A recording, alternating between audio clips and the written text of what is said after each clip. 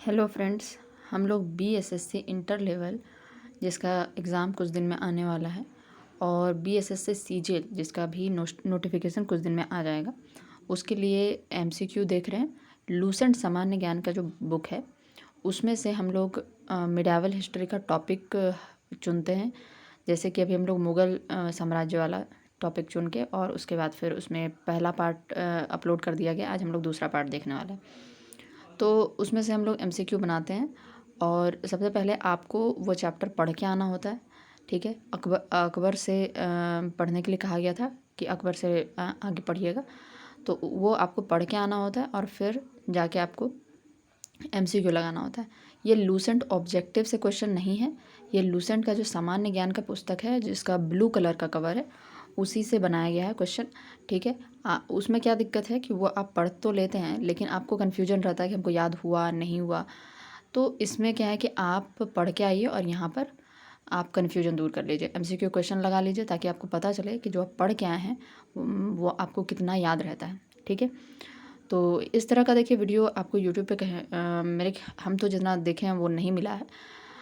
ज़्यादातर ऐसा वीडियो है जिसमें कि फुल मिडावल हिस्ट्री डाल दिया गया है या मतलब आधे एक घंटे में पूरा मिडावल हिस्ट्री। तो उससे क्या होता है कि बीच बीच का बहुत सारा क्वेश्चन छूट जाता है। ठीक है, क्योंकि अब देखिए बहुत ऊपर ऊपर से क्वेश्चन नहीं पूछा जाएगा एग्ज़ाम में, थोड़ा डेप्थ में जाके पूछा जाएगा। ठीक है, जैसे अभी अकबर से रिलेटेड ही हम 20-25 क्वेश्चन देखेंगे। तो उससे क्या होगा कि आपको मतलब कि जितना भी एग्ज़ाम में इस तरह का जो सवाल आया हुआ है उस तरह का क्वेश्चन हम देखेंगे तो आपको कॉन्फिडेंस आएगा कि आप जो पढ़े हैं वो आपको याद है। ठीक है, तो ऐसे टॉपिक वाइज कहीं पर भी नहीं दिया हुआ था, इसलिए हमको लगा कि मतलब कि इस तरह का वीडियो बनाया जाना चाहिए जिसमें टॉपिक वाइज जो लूसेंट का बुक है और मिडावल हिस्ट्री अभी हम लोग शुरू किए हैं, उसके आगे भी और भी शुरू करेंगे। ठीक है, और इसी तरह से जब तक एग्ज़ाम आएगा आपका सारा हिस्ट्री का, ज्योग्राफी का, सारा का कंप्लीट हो जाएगा। ठीक है, तो चलिए देखते हैं। पहला क्वेश्चन है, अकबर का जन्म कब हुआ?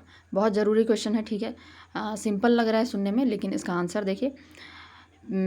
अकबर का जन्म कब हुआ? तो 14 फरवरी 1556 में, 15 अक्टूबर 1542 में, 5 नवंबर 1556, 18 जून 1576। तो देखिए 15 अक्टूबर 1542 जो है, यानी बी ऑप्शन जो है वह सही होगा। ठीक है, तो यह क्वेश्चन भी अगर एग्ज़ाम में दे दिया जाएगा तो बहुत सारे लोग गलत करेंगे क्योंकि अकबर का कब सिंहासन पर बैठे वो सबको पता रहता है। ठीक है, 14 फरवरी, लेकिन 14 फरवरी 1556 जो ए नंबर ऑप्शन में दिया हुआ, लेकिन उनका जन्म कब हुआ, जन्म का डेट जो रहता है वो बहुत लोगों को याद नहीं रहता है। तो याद रखिएगा 15 अक्टूबर 1542। ठीक है, दूसरा क्वेश्चन देखते हैं। अकबर के राज्याभिषेक के समय उनका नाम क्या था? तो राज्याभिषेक के समय क्या नाम था उसका? तो उसका नाम था जलालुद्दीन मोहम्मद। ठीक है, जलालुद्दीन मोहम्मद। दूसरा क्वेश्चन देखते हैं, तीसरा, अकबर के शिक्षक का नाम क्या था? अबुल फजल, मुल्ला दो प्याजा, अब्दुल लतीफ़ ईरानी, राजा टोडरमल। ठीक है, तो आपको पता है अबुल फजल, मुल्ला दो प्याजा, राजा टोडरमल, ये सब तो उसके नवरत्नों में से थे। तो अब्दुल लतीफ़ ईरानी जो होंगे वो हो जाएगा उनका शिक्षक का नाम। अगर आप पढ़े होंगे चैप्टर को तो आपको ये सब बहुत आसान लगेगा। पानीपत की दूसरी लड़ाई में अकबर का सामना किससे हुआ? पानीपत की दूसरी लड़ाई में, पानीपत का प्रथम लड़ाई तो बाबर के साथ हुआ था और पानीपत की दूसरी लड़ाई जो है उसका वह अकबर का जो सामना है वह हेमू के साथ हुआ। तो बी नंबर ऑप्शन सही हो जाएगा। आगे देखते हैं, हमीदा बानो बेगम किसकी माँ थी? तो यह अकबर की ही माँ थी। अकबर की माँ का नाम हमीदा बानो बेगम था जो कि हुमायूं की बेगम थी। ठीक है, 1561 में किस स्थान पर अकबर ने बैसाख खां की हत्या कर दी? 1561 में किस स्थान पर अकबर ने बैसाख खां की हत्या कर दी? तो यह पटना था, पटना नामक जगह पे 1561 में बैसाख खां की हत्या कर दी थी। अकबर ने दीन इलाही धर्म की स्थापना कब की? दीन इलाही धर्म की स्थापना 1582 में दीन इलाही धर्म की स्थापना की थी। अकबर के दरबार में प्रसिद्ध चित्रकार कौन थे? चित्रकार कौन थे? तानसेन तो देखिए संगीतकार था। अबुल फजल, बीरबल, दसवंत, तो डी नंबर ऑप्शन होगा दसवंत।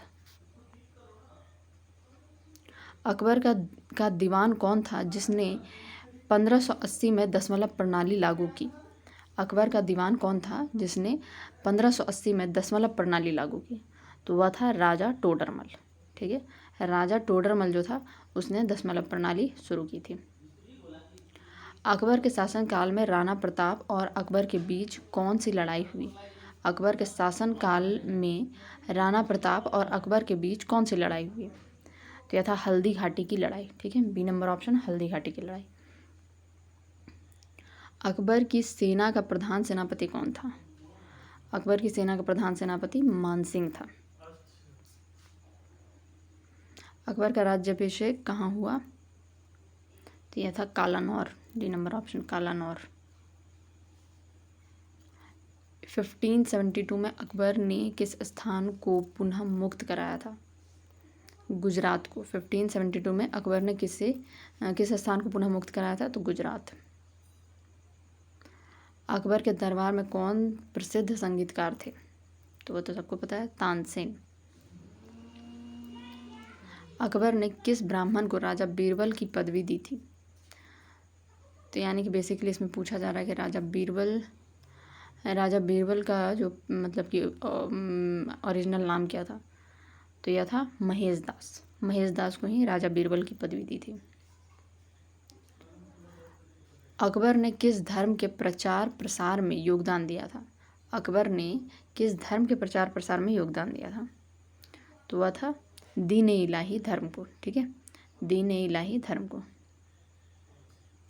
अकबर की सेना का एक प्रमुख सेनापति कौन था जिसने हल्दी घाटी की लड़ाई में नेतृत्व किया? तो हल्दी घाटी की लड़ाई में कौन नेतृत्व कर रहा था? तो याद रखिएगा मानसिंह। ठीक है, मानसिंह ने नेतृत्व किया था। अकबर ने किस जैनाचार्य को जैन धर्म के प्रचार प्रसार के लिए सम्मानित किया? अकबर ने किस जैनाचार्य को जैन धर्म के प्रचार प्रसार के लिए सम्मानित किया? महेश दास, हरिविजय सूरी, बीरबल, अबुल फजल। तो ये हरिविजय सूरी हो जाएगा। ठीक है। कुंभलगढ़ को किसने अकबर के आक्रमण से बचाया? कुंभलगढ़ को किसने अकबर के आक्रमण से बचाया? तो यह थे राणा प्रताप। कुंभलगढ़ को अकबर के आक्रमण से बचाया राणा प्रताप ने। अकबर के शासनकाल में किसे खाने चाचा कहा जाता था? यानी खाने खां कहा जाता था। ठीक है, या खाने चाचा कहा जाता था। तो यह थे बैरम खां। ठीक है, बैरम खां जो थे उनको खाने चाचा या खाने खाना कहा जाता था। 1561 में मालवा के शासक कौन थे? 1561 में मालवा के शासक बाज बहादुर थे। बाज बहादुर। ठीक है, हम थोड़ा जल्दी जल्दी बोलते हैं, आपको अगर दिक्कत हो रहा है तो आप पॉज करके उसके बाद आंसर बोलिए। 1562 में बुंदेलखंड का शासक कौन था? 1562 में बुंदेलखंड का शासक कौन था? सूरजमल। 1562 में बुंदेलखंड का शासक सूरजमल। ये जो बॉक्स बना हुआ था पिंक कलर का, बुक में देखे होंगे, उसी में से क्वेश्चन बनाया गया। 1568 में मेवाड़ का शासक कौन था? 1568 में मेवाड़ का शासक था उदय सिंह द्वितीय। मेवाड़ का शासक उदय सिंह द्वितीय। 1572 में गुजरात में अकबर ने किसके खिलाफ लड़ाई लड़ी थी?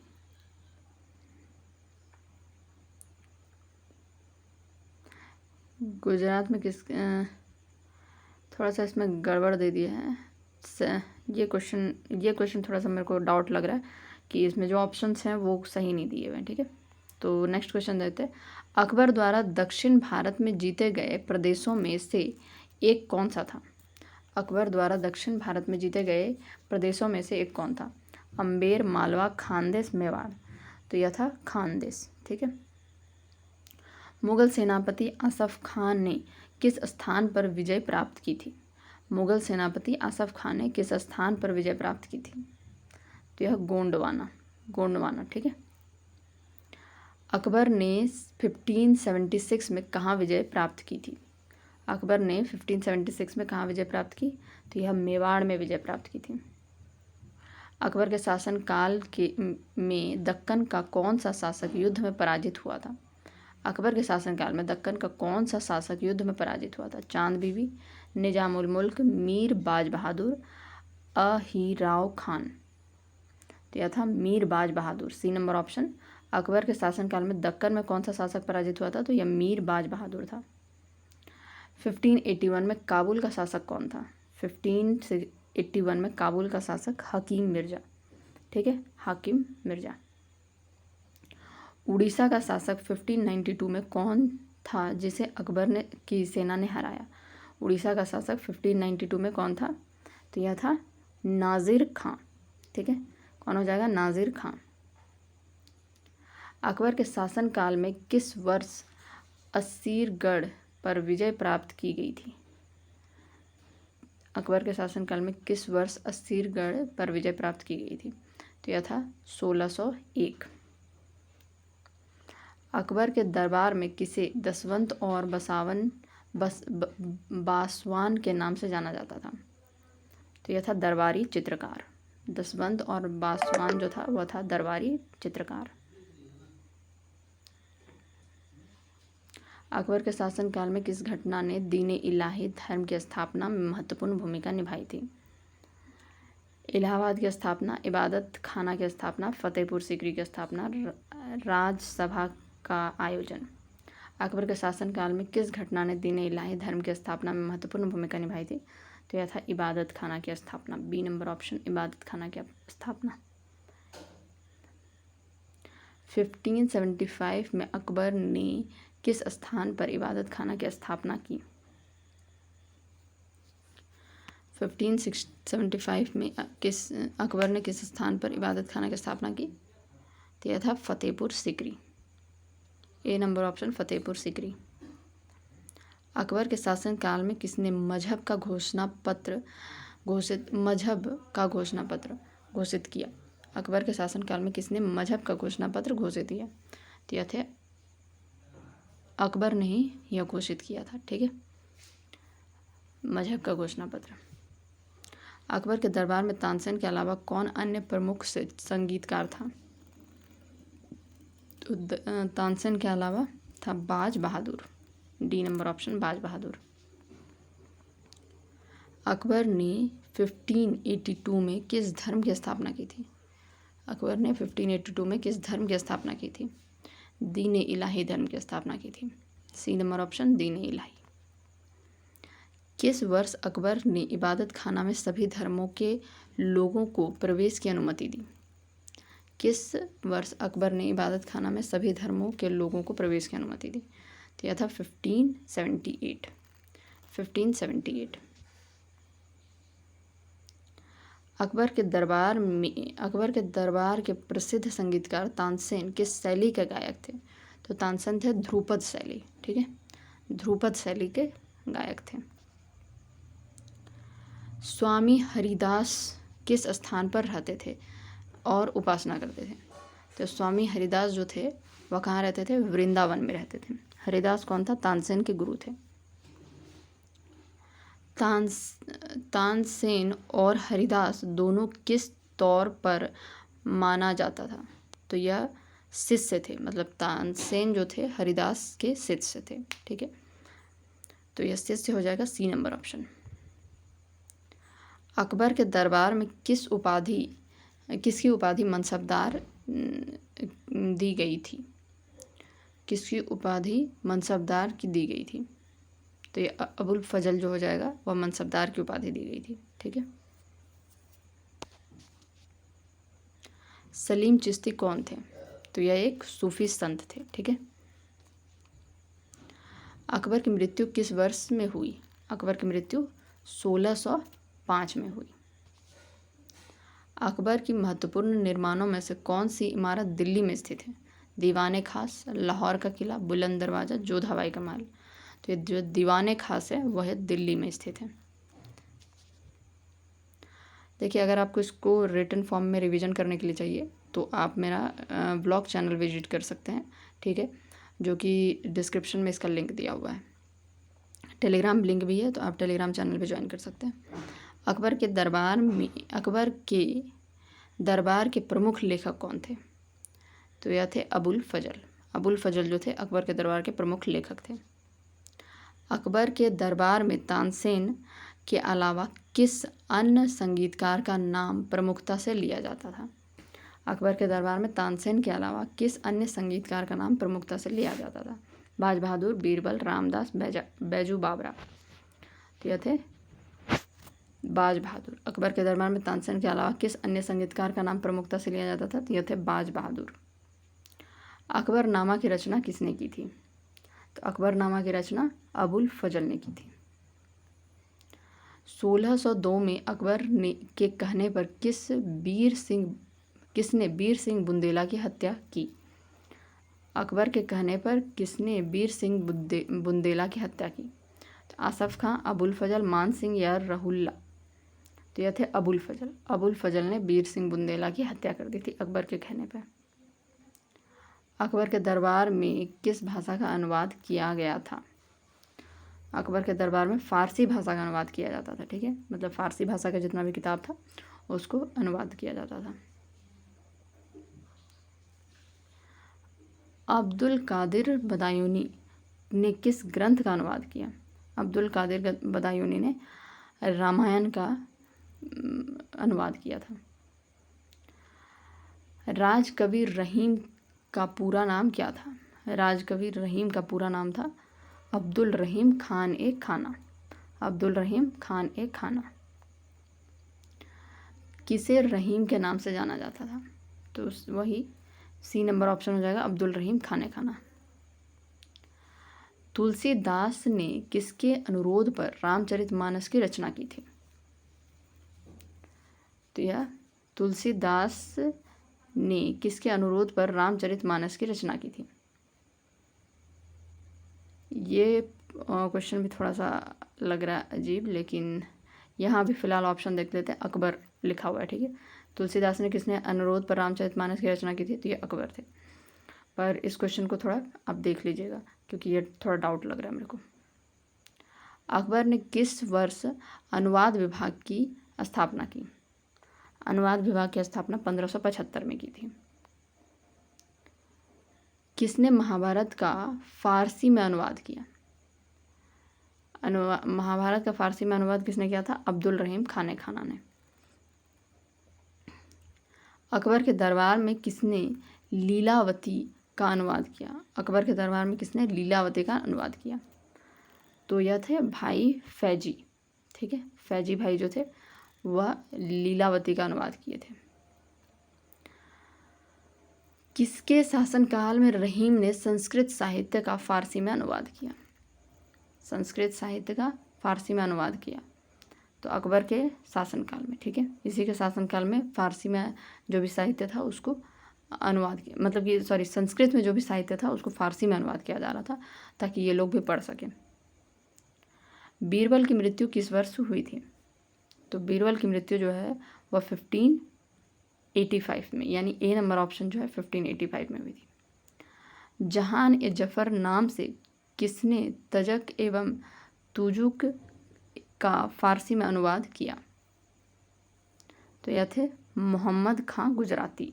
मोहम्मद खां गुजराती जो थे वह जहान ए जफर नाम से तजक एवं तुजुक का फारसी में अनुवाद किया। कलीला व विमुना नामक अनुवाद किस भाषा में हुआ?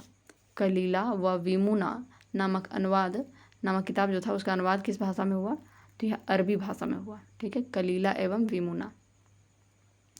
रामायण के परिशिष्ट के रूप में योग वशिष्ठ का फारसी में अनुवाद किसने किया? रामायण के परिशिष्ट के रूप में योग वशिष्ठ का फारसी में अनुवाद किसने किया? तो यह थे निजामुद्दीन पानीपत। निजामुद्दीन पानीपत। अकबर के काल को किस साहित्य का स्वर्णकाल कहा जाता है? अकबर के काल को हिंदी साहित्य का स्वर्णकाल कहा जाता है। अकबर ने बीरबल को कौन सी उपाधि दी? तो उसे कवि प्रिय की उपाधि दी थी। ए नंबर ऑप्शन कवि प्रिय। बुलंद दरवाजा का निर्माण अकबर ने किस विजय के उपलक्ष्य में करवाया था? तो यह था गुजरात विजय के उपलक्ष्य में। चार बाग बनाने की परंपरा किसके समय से शुरू हुई? तो यह था किसके समय से? अकबर के समय से शुरू हुआ। चारबाग बनाने की जो परंपरा है वह किसके समय से शुरू हुआ? अकबर के समय से। सीरी कलम की उपाधि अकबर ने किसे प्रदान की? सीरी कलम की उपाधि बी नंबर ऑप्शन अब्दुल सम्मद को। देखिए अगर आप पढ़ के आओगे तो ये सब क्वेश्चन एकदम आसान लग रहा होगा, फटाफट बता पा रहे होंगे जैसे ही हम क्वेश्चन पढ़ते होंगे। लेकिन अगर आप नहीं पढ़े तो पहले तो पढ़ के आइए। अगर आप को लग रहा है कि बहुत जल्दी जल्दी हो रहा है तो आप पॉज करके उसके बाद ऑप्शंस को पूरा पढ़ लीजिए, ताकि हम इसलिए नए ऑप्शन को पढ़ रहे हैं क्योंकि हमको लग रहा है कि आप पढ़ के आए हैं तो आपको सब कुछ क्वेश्चन बोलते ही आपको याद आ जाता होगा। और दूसरा क्या है कि इससे ज़्यादा लंबा वीडियो बन जाता है, ठीक है। और जल्दी जल्दी ख़त्म करना है, बहुत सारा MCQ है। अकबर ने अपने सिक्कों पर किसकी आकृति अंकित करवाई थी? राम और सीता, बुलंद दरवाज़ा, बाज, हुमायूं का मकबरा। तो यह बाज का आकृति अंकित करवाया था। जहांगीर का जन्म किस वर्ष में हुआ था? जहांगीर का जन्म 1569 में हुआ था, ठीक है। जहांगीर के सबसे बड़े पुत्र का नाम क्या था? जहांगीर के सबसे बड़े पुत्र का नाम था खुसरो, ठीक है। तुजू के जहांगीरी किसकी आत्मकथा है? तो जाहिर सी बात है यह जहांगीर का ही होगा। जहांगीर की पत्नी नूरजहां का वास्तविक नाम क्या था? मेहरुनिसा, ठीक है। मेहरुनिसा जहांगीर की पत्नी का नाम था नूरजहां का, ठीक है। नूरजहां का विवाह सबसे पहले किससे हुआ था? तो सबसे पहले शेर अफगान के साथ हुआ था, ठीक है। जहांगीर ने नूरजहां को किस उपाधि से सम्मानित किया? जहांगीर ने नूरजहां को नूर महल की उपाधि से सम्मानित किया। किसने जहांगीर की आत्मकथा तुजू के जहांगीर को पूरा किया? तो यह थे, मतलब कि वह जब वह अपने से ही ये जहांगीर लिख रहे थे, लेकिन जो लास्ट का जो कुछ समय रहा होगा जब उनका मृत्यु हो गया तो मोतबिंद खां जो थे उन्होंने उनका जो आत्मकथा था उसको पूरा किया था। जहांगीर को न्याय के जंजीर के लिए याद किया जाता है। यह जंजीर किस धातु की बनी थी? तो यह जंजीर जो थी वह सोने की बनी हुई थी, ठीक है। जहांगीर ने किस युद्ध के बाद खुर्रम को शाहजहां की उपाधि दी? अहमदनगर के वजीर मलिक अंबर के विरुद्ध युद्ध, ठीक है। तो अहमदनगर के जो वजीर थे मलिक अंबर, उसके विरुद्ध जब उन्होंने युद्ध किया था तो उसने खुर्रम को शाहजहां की उपाधि दी थी। किसने नूरजहां के सम्मान में चांदी के सिक्के जारी किए? किसने नूरजहां के सम्मान में चांदी के सिक्के जारी किए? तो वह थे जहांगीर, ठीक है। जहांगीर ने नूरजहां के सम्मान में चांदी के सिक्के जारी किए थे। खुसरो किस गुरु से मिलने आया था जिसके कारण गुरु अर्जुन देव को फांसी दे दी गई? तो खुसरो जो था किस गुरु से मिलने आया था? तो जाहिर सी बात है गुरु अर्जुन देव से ही मिलने आया था, उनसे आशीर्वाद लेने आया था। तो ये तो क्वेश्चन थोड़ा सा गड़बड़ बना दिया। तो खुसरो जो था वह किन से मिलने आया था? गुरु अर्जुन देव से मिलने आया था, और मिलने आया था इसलिए उसे फांसी पर चढ़ा दिया गया था, ठीक है। चलिए, जहांगीर ने उसे फांसी पर चढ़ा दिया था। जहांगीर ने ग्यास बेग को कौन सी उपाधि दी थी? एतमाद उद दौला की उपाधि, ठीक है। ग्यास बेग को एतमाद उद दौला की उपाधि। लाडली बेगम किसकी पुत्री थी? या नूरजहां या शेर अफगान और मेहरुनिसा की जो पुत्री थी। नूरजहां तो वह बाद में बनी थी जब वह जहांगीर की पत्नी हो गई थी तब, लेकिन पहले शेर अफगान और मेहरुनिसा, मतलब उसी नूरजहां का नाम क्या था? मेहरुनिसा। तो मेहरुनिसा और शेर अफगान की बेटी का नाम क्या था? लाडली बेगम। गुलाब से इत्र निकालने की विधि किसने खोजी थी? तो यह था अस्मात बेगम। ये नूरजहां की जो माँ थी उसको गुलाब से इत्र निकालने की विधि उसने खोजी थी, अस्मत बेगम। महावत खां ने झेलम नदी के तट पर किसे बंदी बना लिया था? तो जहांगीर, नूरजहां, आसफ खां, ये तीनों को, ठीक है। जहांगीर तो था ही, नूरजहां उसकी पत्नी और आसफ खां जो था उसका भाई था, ठीक है। तो वह तीनों को महावत खां ने बंदी बना लिया था। जहांगीर के कितने पुत्र थे? जहांगीर के 5 पुत्र थे, ठीक है। जहांगीर की मृत्यु कहाँ हुई? तो जहांगीर की मृत्यु लाहौर, दिल्ली, आगरा, भीमबार, तो भीमबार में हुआ था, ठीक है। जहांगीर के दरबार के प्रमुख चित्रकार कौन शामिल नहीं था? प्रमुख चित्रकार में कौन सा शामिल नहीं था? आगा राजा, अब्दुल हसन, मनोहर, बीरबल। तो जाहिर सी बात है बीरबल नहीं होगा। जहांगीर ने आगा राजा के नेतृत्व में किस स्थान पर चित्रणशाला की स्थापना की? जहांगीर ने आगा राजा के नेतृत्व में किस स्थान पर चित्रणशाला की स्थापना की? लाहौर, आगरा, दिल्ली, काबुल। तो आगा राजा के नेतृत्व में उसने आगरा में ही चित्रणशाला की स्थापना की थी। ठीक है, क्योंकि जहांगीर को चित्रकारी बहुत ज़्यादा पसंद था। नादिर अल उस की उपाधि किसे दी गई थी? नादिर उल अस की उपाधि उस्ताद मंसूर को दी गई थी। ठीक है, ए नंबर ऑप्शन उस्ताद मंसूर। देखिए सब क्वेश्चन रिवीजन के लिए तो हैं ही, साथ के साथ अगर आपको याद नहीं रहता तो आप याद करते चलिए, ये सब क्वेश्चन ही एग्जाम में पूछा जाएगा। ठीक है, उसके बाद आप कहेंगे कि सिलेबस से बाहर है, तो सिलेबस से बाहर नहीं है, आपको कन्फ्यूजन होता है। ठीक है, तो आप कन्फ्यूजन यहाँ से क्लियर कर सकते हैं। पंडित राज की उपाधि किसे दी गई थी? पंडित राज की उपाधि किसे दी गई थी? उस्ताद मंसूर, जगन्नाथ, अबुल हसन, आगा राजा। तो पंडित राज की उपाधि जगन्नाथ को दी गई थी। जहांगीर के समय को किस कला का स्वर्ण काल कहा जाता है? तो अभी हम बताएं चित्रकला उनको बहुत ज़्यादा पसंद था, तो उन्होंने चित्रकला का स्वर्ण काल कहा जाता है। एतमाद-उद-दौला का मकबरा किसने बनवाया था? तो एतमाद-उद-दौला कौन थे? वह नूर जहाँ के पिता थे। ठीक है, मतलब उनको उपाधि मिला था, तो नूर जहाँ ने ही उनका मकबरा बनाया था। ठीक है, जहांगीर के मकबरे का निर्माण किसने करवाया? तो यह भी उनकी पत्नी जो थी नूर जहाँ, उसी ने करवाया था। जहांगीर के शासनकाल में भारत में तंबाकू की खेती सबसे पहले कहाँ हुई थी? जहांगीर के शासनकाल में भारत में तंबाकू की खेती सबसे पहले कहाँ हुई थी? तो यह दक्षिण भारत में। ठीक है, जहांगीर के समय मराठे पहली बार मुगलों की सेवा में कब आए थे? जहांगीर के समय मराठे पहली बार मुगलों की सेवा में कब आए थे? तो 1620 में आए थे। जहांगीर के समय मराठे पहली बार मुगलों की सेवा में 1620 में आए थे। चलिए अगला क्वेश्चन देखते हैं। शाहजहां का जन्म कब और कहाँ हुआ? तो शाहजहां का जन्म जो है, शाहजहां का जन्म हुआ था 5 जनवरी, ए नंबर ऑप्शन हो जाएगा, 5 जनवरी 1592 लाहौर में। ठीक है, शाहजहां ने किसे मलिक ए ज़मानी की उपाधि प्रदान की? मलिक ए ज़मानी की उपाधि उनकी जो बेगम थी अर्जुमंद बानो बेगम को यह उपाधि दी थी। शाहजहां ने किसे वजीर पद पर नियुक्त किया था? शाहजहां ने किसे वजीर पद पर नियुक्त किया था? आसफ खां, महाबत खां, नूरजहां, जगत गोसाई। तो यह शाहजहां जो थे उन्होंने आसफ खां को नियुक्त किया था वजीर के पद पे। आसफ खां कौन था? आसफ खां था नूरजहां, जो जहांगीर की जो पत्नी थी नूरजहां, उसका भाई था। ठीक है, आसफ खां। ताजमहल की रूपरेखा किसने तैयार की थी? तो वह थे उस्ताद ईसा। ठीक है, उस्ताद इंसा या ईसा, तो सी नंबर ऑप्शन होगा। मयूर सिंहासन का निर्माण किसके शासनकाल में हुआ? तो यह शाहजहां के शासनकाल में हुआ था। ठीक है, शाहजहां के शासनकाल को किस काल का स्वर्ण युग कहा जाता है? जैसे जहांगीर के शासनकाल को चित्रकला का कहा जाता है। ठीक है, और अकबर को हिंदी का स्वर्ण युग कहा जाता है। उसी तरह शाहजहां का जो काल था उसको स्थापत्य कला का स्वर्ण युग कहा जाता है। शाहजहां ने अपनी राजधानी आगरा से कहाँ हस्तांतरित की? आगरा से दिल्ली हस्तांतरित की थी। ठीक है,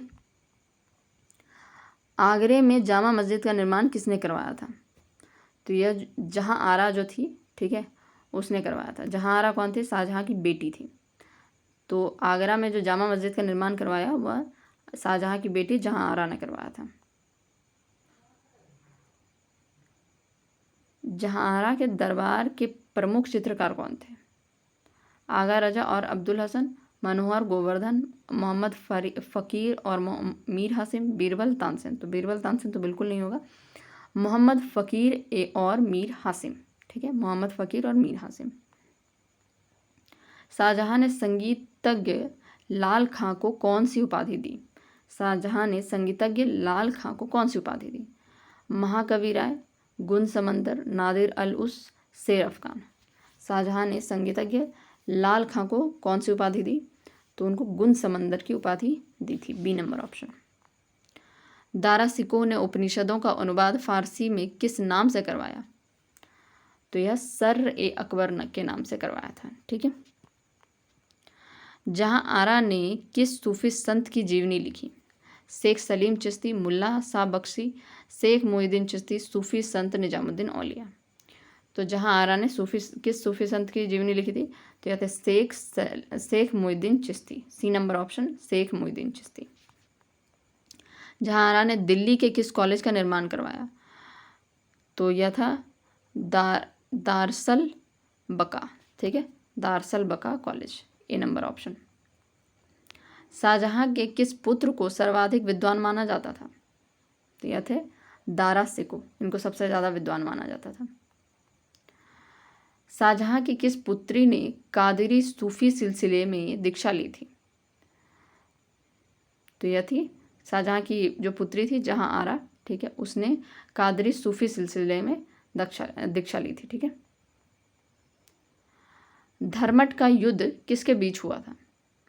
शाहजहां और औरंगजेब, दारा सिकोह और मुराद, दारा सिकोह और औरंगजेब के बीच। ठीक है, दारा सिकोह और औरंगजेब के बीच बहुत लड़ाई होता था, तो धर्मट का युद्ध जो था वह भी दारा सिकोह और औरंगजेब के बीच हुआ था। शाहजहां ने 1632 में किस स्थान को मुगल साम्राज्य में मिलाया? तो यह था अहमदनगर। ठीक है, अहमदनगर को उसने मुगल साम्राज्य में मिलाया था 1632 में। मुमताज महल का वास्तविक नाम क्या था? अर्जुमंद बानो बेगम। ठीक है, ये जो मुमताज महल जिसके कारण ताजमहल बना है, उनका वास्तविक नाम था अर्जुमंद बानो बेगम। ठीक है। पित्रादुरा का कार्य किस इमारत में पहली बार किया गया? तो एतमाद-उद-दौला का जो मकबरा था, एतमाद-उद-दौला कौन था? जहांगीर की जो पत्नी थी नूरजहां, उसके पिता थे एतमाद-उद-दौला, तो उन्हीं का मकबरा जब बनाया गया तो उसमें सबसे पहले पित्रादुरा का कार्य किया गया था। ठीक है। उसमें शाहजहां के शासनकाल में किसने मयूर सिंहासन का निर्माण किया? तो वह थे बेबादल खां। बेबादल खां जो थे उन्होंने मयूर सिंहासन का निर्माण कार्य किया था। तो चलिए, यहाँ पर हमारा शाहजहां तक का लगभग कंप्लीट हो जाता है। उसके आगे का अब हम लोग नेक्स्ट पार्ट में देखेंगे, क्योंकि आधे घंटे का वीडियो हो गया है, तो आप बोर ना हो जाए। इसके आगे शाहजहां के बाद का आप पढ़ के आइएगा, और उसके बाद हम लोग तीसरे पार्ट में पूरा मुगल साम्राज्य जो होगा वो पूरा कंप्लीट कर देंगे। ठीक है। अगर आपको इसका रिटन फॉर्मेट में चाहिए तो आप ब्लॉग चैनल पर विजिट कीजिए, जो कि डिस्क्रिप्शन में उसका लिंक दिया हुआ है। ठीक है। Thank you.